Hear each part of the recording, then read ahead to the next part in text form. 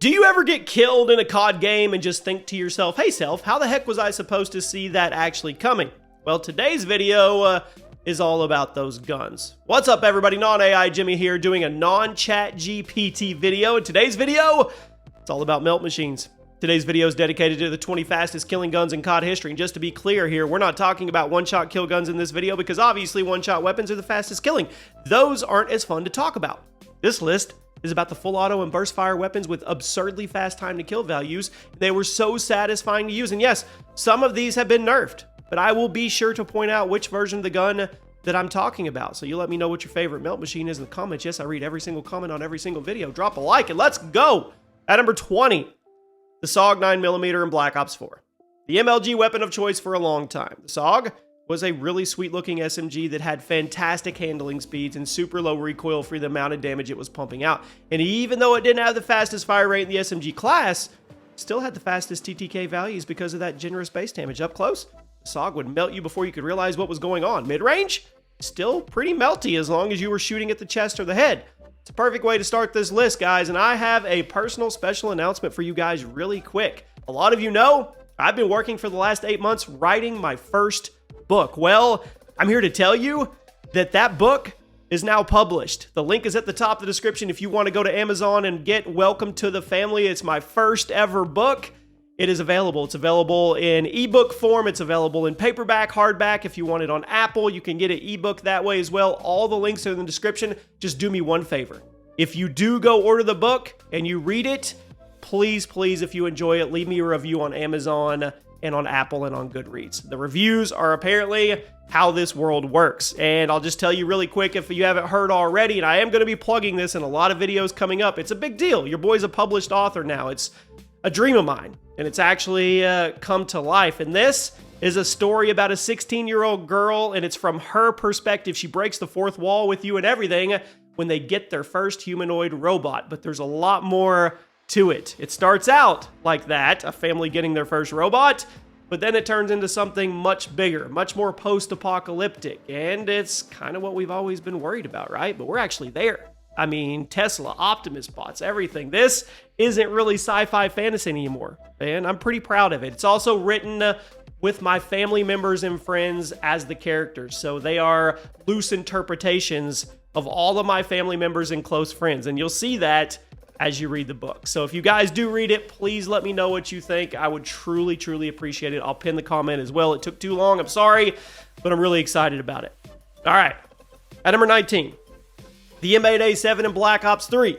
Now the M8A7 fired a bit slower than its older brother in Black Ops 2. Still had an absurd time to kill if you were able to keep your shots on target. I mean, the burst came out stupid fast. And even though the time between bursts was a little long, still had one of the fastest TTKs in the entire game, because if you were aiming at the chest or higher, you could almost instantly delete the target. Line up the shot, pull the trigger, get 4 nearly instant hit markers, and the enemy drops to the floor. Few things are as satisfying as that, honestly. The only reason it's down at number 19 instead of being ranked higher is the fact that the time between bursts was a little long. And if you missed your first burst, there was a chance the enemy would be able to retaliate or get out of the way before you could finish them off. But if you didn't miss your first burst, the time to kill was virtually unbeatable. At number 18, the FFAR-1 in Black Ops Cold War. Now, when Cold War came out, the FFAR was one of the most ridiculous assault rifles in the history of the franchise. I mean, it really was. It's the modern equivalent of the classic Black Ops 1 FAMAS. It was one of the last guns you actually unlocked, which made it super satisfying to finally get your hands on and melt people with. It's one of the best examples of a late unlock that was actually worth the grind, or at least it was worth the grind at one point. Treyarch nerfed this thing hard a little while after the game came out, and it ended up being one of the most controversial patches Treyarch has ever pushed out because it kind of killed the whole appeal of grinding for it in the first place.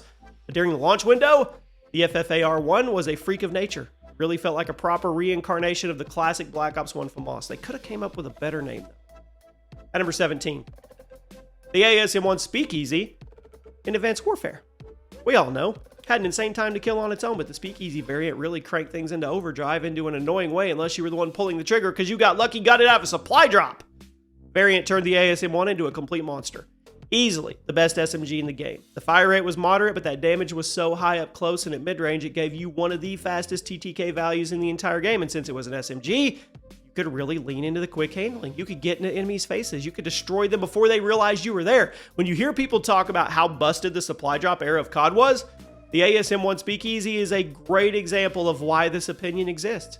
If everyone had access to the weapon, it wouldn't be nearly as iconic. But this was the Wild West era of Call of Duty, and while I still think the supply drops are predatory and lame, there's no denying that this was a lot of fun to use if you were able to pull it from a supply drop or pick it up off an enemy during a match.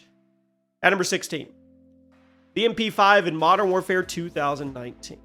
Now, the 2019 version has to be one of the sweatiest guns in COD history. It's really not hard to see why the pub stomping community used it so much. Fire rate, standard for an MP5, but the damage was high for some reason. Infinity Ward also decided to give it a bunch of upper body damage multipliers as well, which that just sped up the time to kill even further. I'm pretty sure the MP5 actually had 2-shot kill potential at one point, but even if I'm wrong about that, it always had really good 3-shot kill range with some of the snappiest handling in the game, which made it almost impossible to go up against if you weren't willing to sweat just as much as the MP5 user on the other team.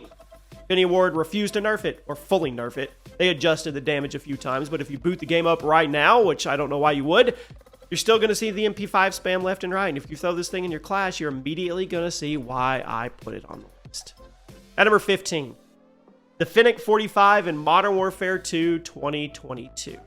Now, the Fennec debuted in Modern Warfare 2019 as a DLC weapon, but when it came back in Modern Warfare 2, it got a bit of a buff, made it one of the fastest killing guns in the game. Definitely worthy of a spot. It seems like a modern version of the classic Vector, so you know what to expect here. Super high fire rate, relatively low base damage unless you hit those damage multipliers, at which point it becomes a nearly instant kill and genuinely impossible to react to. A lot of the guns in Modern Warfare 2 2022 were melt machines because the time to kill was so fast across the board. I think the Fennec in particular was absurd.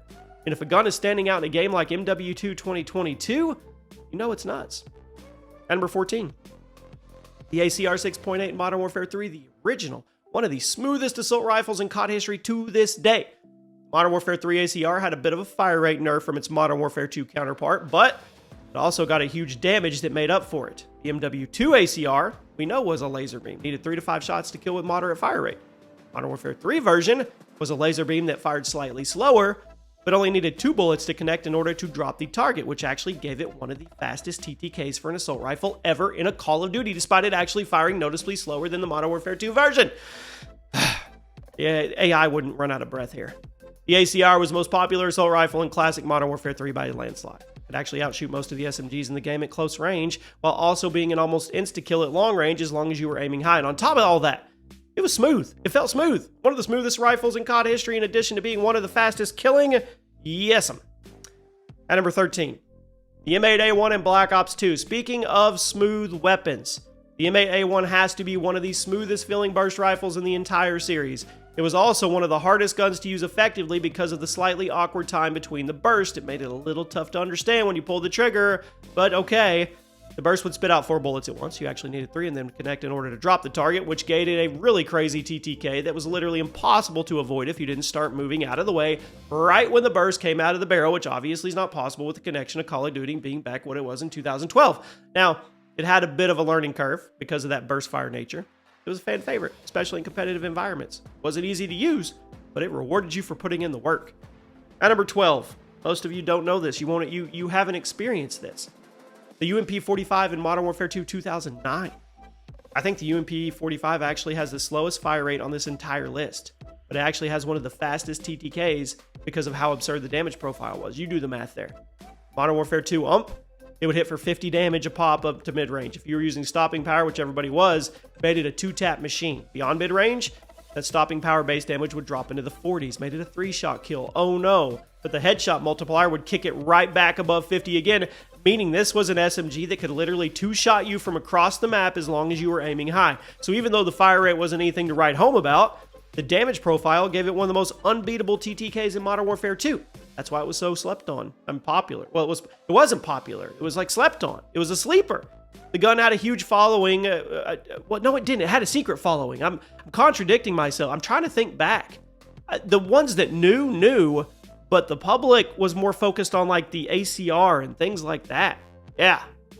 This thing is one of the best SMGs in COD history. At number 11, the Type 95 in Modern Warfare 3 2011. If you played Modern Warfare 3 after the first couple months, you probably didn't think very much of it. That's because it was hit hard with the nerf hammer pretty quickly when the game came out. The game came out, It was hands down the best gun in the game, despite being a 3-round burst. The Type 95's base damage went all the way up to 55, made it a 2-shot kill. It fired at a burst over 1,000 rounds per minute. It was a 2-shot kill for up to 25 meters, then a 3-shot kill up to 35 meters. So you had no recoil, insane fire rate, and it dominated every scenario, which is why the recoil, handling, and range was nerfed into the ground. But if you played Modern Warfare 3 during the launch period, you probably remember blinking and getting erased by this thing over and over. At number 10, the FAMAS in Black Ops. I mean, come on, let's get it out of the way. It dictated the meta of Black Ops 1. If a gun couldn't stand up to the FAMAS, it was unviable. If a gun could stand up to the FAMAS, it wasn't as good as the FAMAS, because the FAMAS was the most versatile and easiest thing to use. 900 rounds per minute, time to kill 3 to 4 shots no matter what. The fact that it was an AR, it meant the handling speeds were pretty quick and the recoil wasn't too crazy. The gun literally dictated the entire way Black Ops 1 was played, because there was no reason to use anything else in the game. I'm not even going to spend more time on it. You already know. At number 9, the Stoner in Black Ops, the original. Stoner 63 to be specific. Actually, the only gun in the original Black Ops with a better time to kill than the FAMAS, if you believe that. You just never saw people using it because the recoil was ridiculous and the movement was slow because it was technically an LMG. Had the exact same fire rate as the FAMAS, but it dealt a flat 40 damage from any distance.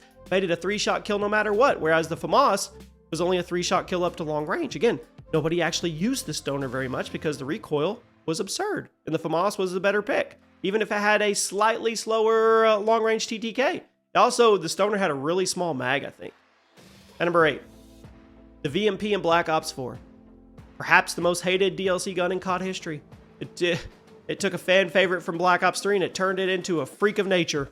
The original VMP was a powerful but balanced SMG that had a great time to kill and it was versatile.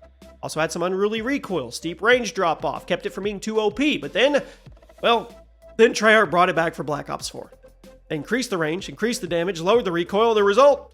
Arguably the most broken SMG in COD history, honestly. It shreds to this day, even after a nerf or two. With the way that Black Ops 4 handled supply drops and DLC guns, not very many people in that community actually got their hands on it, which that just pissed the community off, made them hate it even more. At number 7, the MSBS and Ghost, another gun that really shined in the early days of the game, but then it got nerfed in the ground and nobody knew. It was a 3-round burst assault rifle that only needed 2 shots to kill when the game first came out. The recoil was low, handling was quick. There was truly no reason to use anything other than the MSBS for the first few weeks of the game, but it didn't take long for Infinity Ward to catch on. They hit it with the nerf hammer. They hit it hard.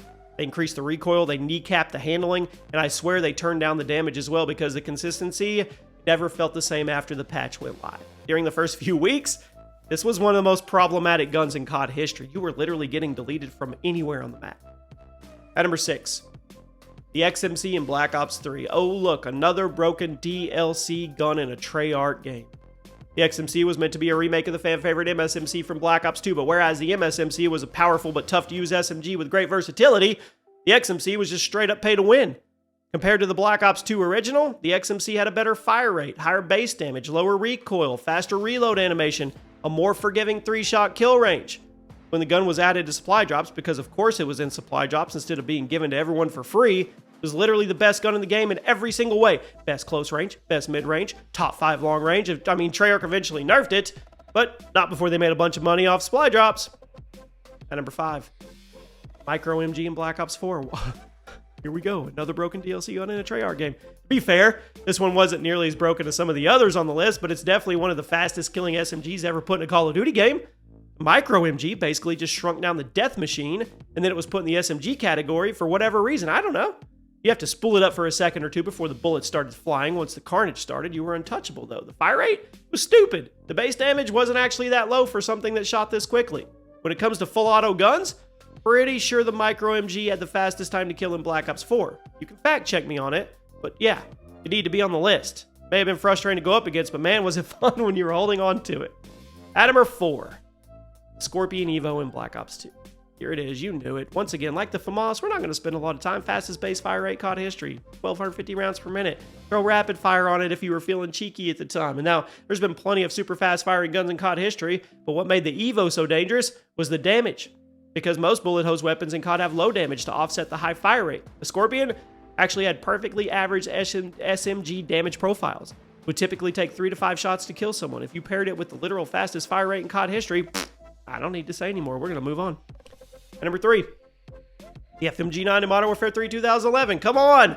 These things broke the entire meta because everyone had them in their back pocket. There was no reason not to throw them on every single class. Machine pistol, insane fire rate, generous damage profile, 3 to 4 shots. You guys already know, but what made them really scary was the akimbo option. Gave you a near instant close range TTK. I mean, it did.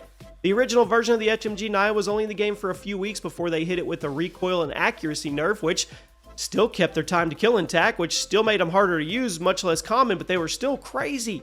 Go look at YouTube videos. Moabs with 0 effort. And number 2. Moss in Modern Warfare 2 2009. Some would say this is the best burst weapon in COD history, depending on the day. I might agree. Fantastic fire rate, 0 recoil, damage profile that could guarantee a 1 burst kill from any distance as long as you were using SP, which literally everybody was in the game unless you were a freak running danger close.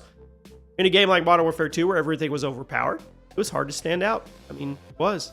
FAMAS, it did it. Talk about sleeper. Talk about underrated. I guess it's fair because even though the FAMAS had the best TTK in the assault rifle class, it was also a burst fire weapon with a relatively long time between bursts, which that would justify somebody picking something else. The UMP, the SCAR, the ACR, whatever. But come on. Raw TTK, if you knew, you knew. We're winking at each other right now. And at number 1, shocker, the M16A4 COD 4. Now, the M16 and the Modern Warfare 2 FAMAS are statistically very similar. Damage profile is almost identical, their fire rate almost identical, and they both have 0 recoil. So why would I put the M16 higher? It's the competition. The FAMAS was competing against some of the best rifles and SMGs in COD history, which is why people weren't all in agreement it was the best gun in the game. M16, every single person who played COD 4 or Modern Warfare Remastered is in agreement this is the best gun in the game. Time to kill nearly instant. Easiest gun in the game to use. Nothing that could even come close to competing. Yeah, there was other fast-killing guns in COD 4, but nothing was like this. Not around these power rankings. 2 bullets to kill, you just have to connect. It's literally impossible to react to. Deserves a top spot. It does. I just noticed we didn't mention any COD Mobile love. Dang it. We'll get it right, guys. Please, please check out the book. Would love to see you guys getting it, reading it, reviewing it. See you soon.